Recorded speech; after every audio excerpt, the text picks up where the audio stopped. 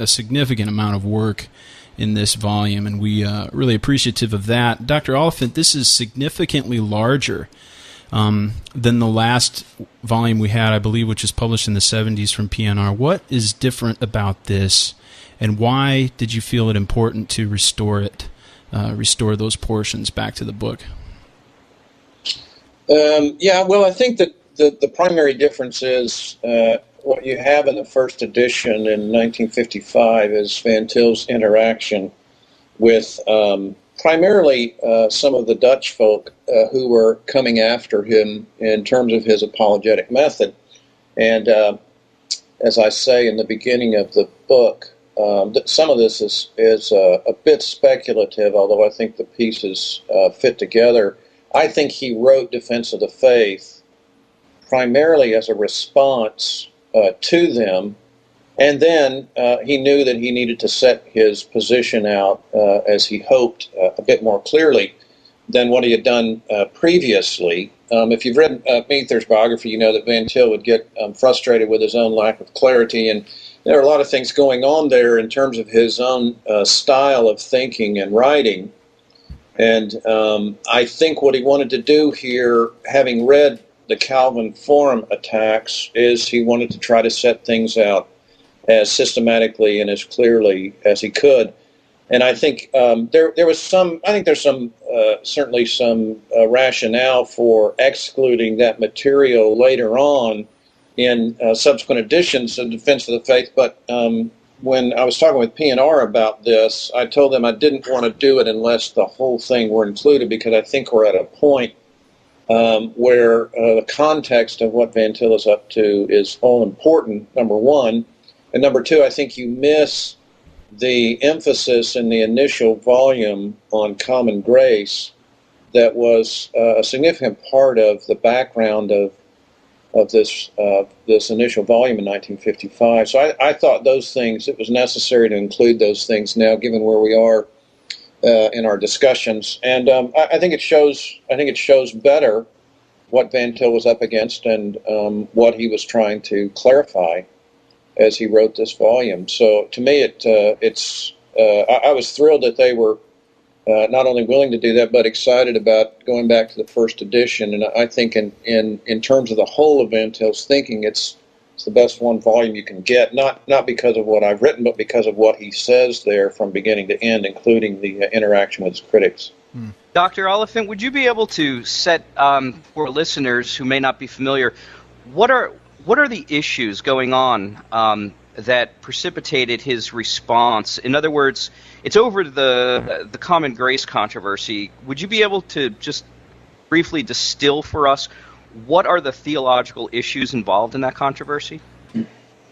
Yeah, well, as you probably know, there was significant discussion about this in the Dutch community, so much so that many split off and began their own denomination, which would exist in order to deny the notion of common grace. But the Christian Reformed Church set out some basic tenets, which are included in this Defense of the Faith volume now, basic tenets of common grace initially, and Van Til agreed with those on the whole. He has some disagreements with Kuyper, but the reality of the situation is that many were reading Van Til as being way too extreme with respect to his views, particularly on what he calls the absolute ethical antithesis, where he sets out to correct and I think rightly clarify some things that Kuyper had laid out.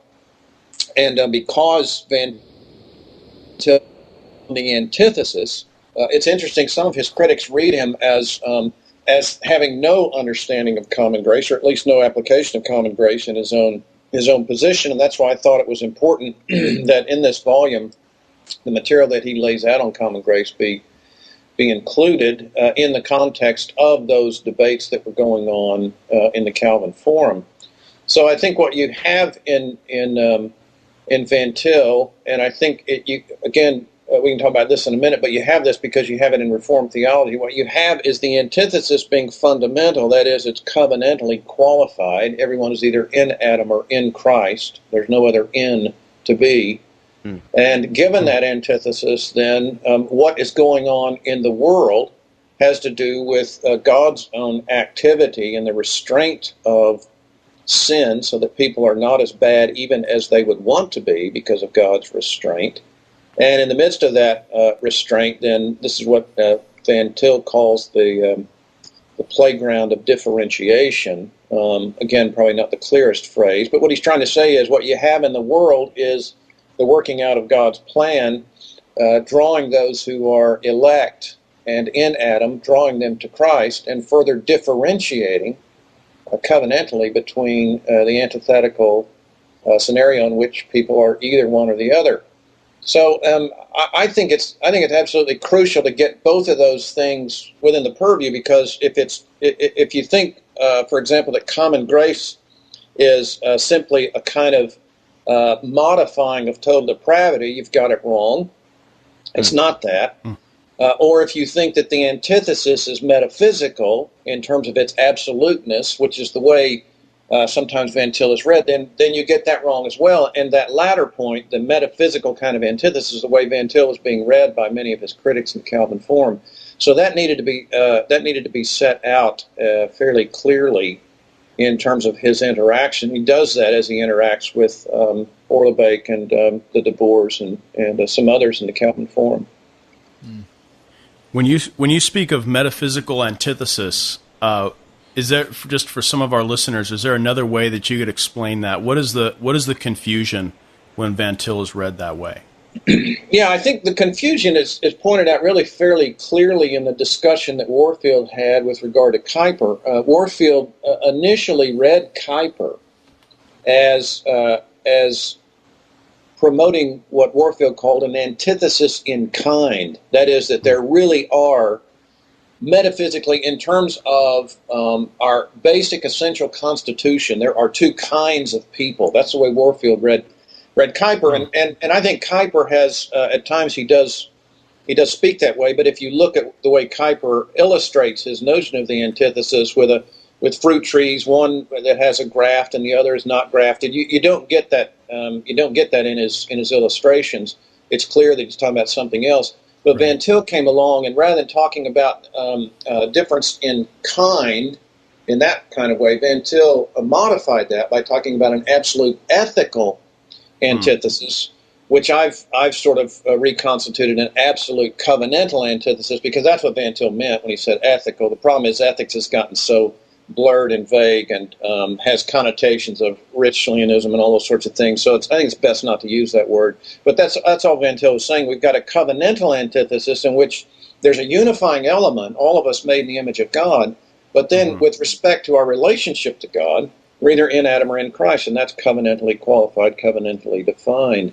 So Warfield was right, I think, to read Kuyper as a bit extreme, and Van Til comes along and corrects that. But even though extreme, Kuyper did not think specifically about a metaphysical antithesis. I think he just wasn't as clear as he could have been in his discussion of the antithesis. And then in some cases, in my view, I think Van Til was right. Kuyper just got it wrong. To stress a metaphysical antithesis for Van Til would lose what? The point of contact?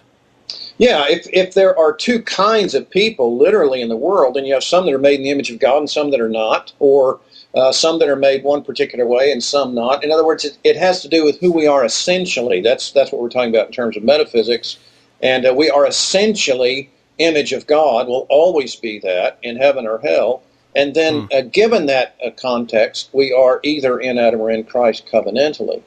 And if you don't have that lined out fairly clearly, then you can go wrong in the antithesis on either side. So what does that do?